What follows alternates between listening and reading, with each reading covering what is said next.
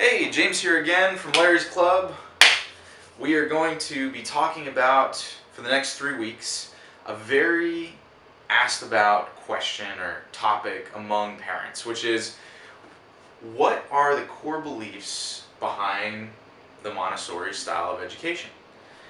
Now, after the 3 weeks, you'll be able to answer, number one, what the core beliefs are in Montessori, number two, how Montessori differs from a traditional education in 10 very important ways, and number three, how Schiller Math actually leverages the best concepts from Montessori in our curriculum. So, without further ado, let's jump right into the 5 core beliefs of Montessori.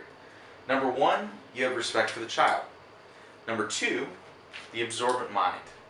Number three, sensitive periods. Number four, the prepared environment. And number 5, autoeducation. So, let's start with number 1, respect for the child, or R-E-S-P-E-C-T. Anybody? No? I had to do it. No one likes being told what to do, or being forced to do things they don't want to do, or being treated rudely by someone in a position of power, which, by nature, all adults are. Montessori says that adults should encourage learning in children by, number 1, helping them do things they already want to do, like, say, ride a bicycle.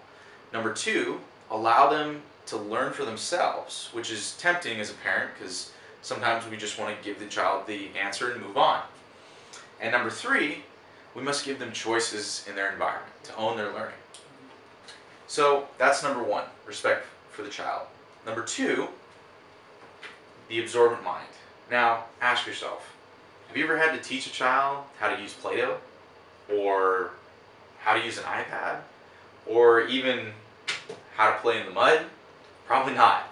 It's because children are born as natural learning machines.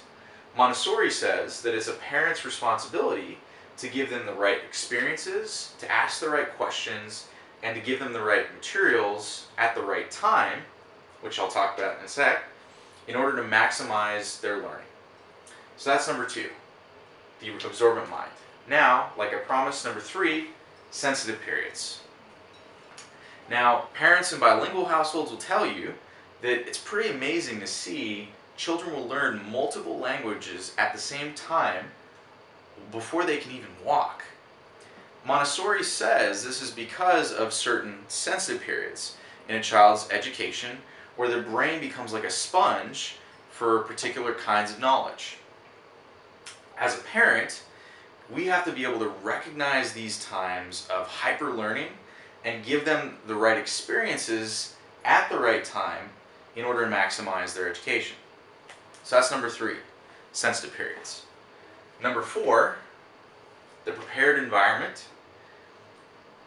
The smartest museums on the planet, like the Smithsonian Institute of Natural History, use this in all of their exhibits. Now, in this exhibit, they're teaching something about weight and balance, as well as, I'm sure, density. And it's a pretty high concept, but it's very fun for children.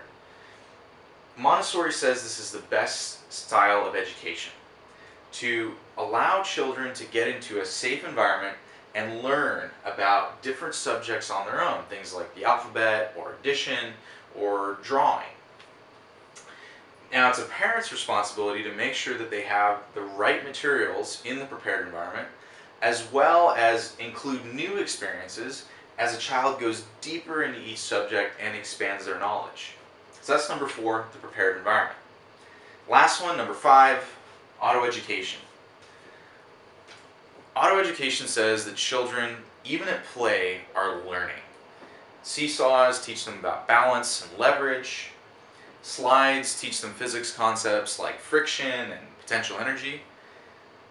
And even tic-tac-toe teaches kids advanced concepts in biological ecosystems as well as game theory from economics.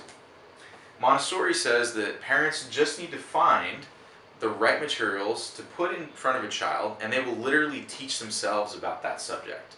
So those are the 5 core principles of Montessori. Respect for the child, the absorbent mind, sensitive periods, prepared environment, and autoeducation.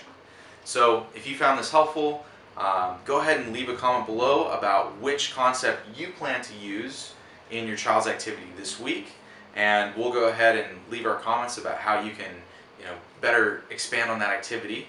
Next week we're going to be talking about the traditional education system versus a Montessori, and we'll expand into a little bit more why we believe Montessori is a better system. So I'll see you next week. Take care.